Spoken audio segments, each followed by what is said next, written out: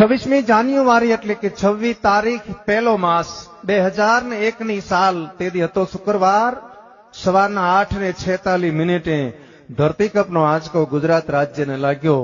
આની ધ્રુજારી હતી 6.9 તીવ્રતા ધરાવતો આંચકો આવ્યો, પણ કયા સમય આવ્યો? 8:46। આનો લાવારસ નીકળ્યો ક્યાંથી? કેન્દ્રબિંદુ પ્રગટ ક્યાંથી થયું? કચ્છની ધરતીમાં ભુજ શહેરથી ઈશાનની દિશા માથે 20 કિલોમીટર દૂર, ભુજથી 20 કિલોમીટર છેટે ધરતી તોડી અને ત્યાંથી લાવારસ બારો નીકળ્યો। ત્યાંથી આંચકાની શરૂઆત થઈ। ક્યાં ક્યાં આંચકો હાલ્યો, કેટલા ગુજરાત રાજ્યના ગામડાને આવરી લીધા અને પાછો ક્યાં આવીને બંધ પડ્યો, એની થોડીક યાદી કરાવું। શબ્દ ઉપર ધ્યાન આપજો।